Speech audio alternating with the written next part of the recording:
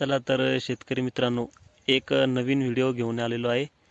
हे बघा, पिकामध्ये कोणत्या पोषक तत्वाची कमी आहे हे खूप शेतकऱ्यांना समजत नाही। तर त्यासाठी मी तुम्हाला एक अत्यंत उपयुक्त माहिती सांगणार आहे।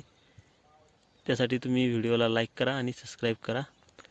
तर हे बघा, तुम्ही म्हणजे शेतकरी रोजच शेतात जातो, तर मस्तपैकी तुम्ही आपल्या शेतात जायचं आहे आणि मस्त शेतात जाऊन मधात जाऊन उभे राहायचं आहे आणि आपल्या पिकाकडे हळूच बघायचं आणि निरीक्षण करायचं।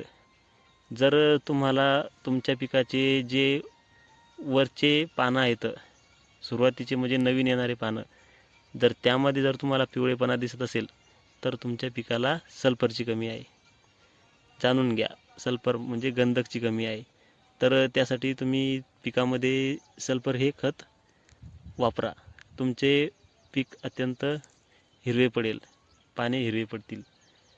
आणि दुसरं म्हणजे जर तुमचे खालचे पानं जे जुने पानं आहेत ते जर पिवळे पडत असतील तर त्यासाठी तुमच्या पिकामध्ये म्हणजे नायट्रोजनची कमतरता आहे। नायट्रोजन म्हणजे युरिया, तर त्यासाठी तुम्ही पिकामध्ये युरियाचा वापर करा। खूप शेतकरी गोंधळून जातात की पानं पिवळे पडले आहेत, कोणी वरचे पानं पिवळे पडले असतील तर युरिया टाकते आणि कोणी सल्फर टाकते।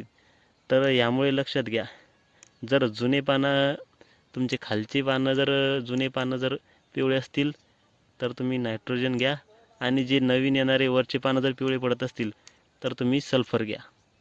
हे लक्षात ठेवा आणि आपला खर्च वाचवा।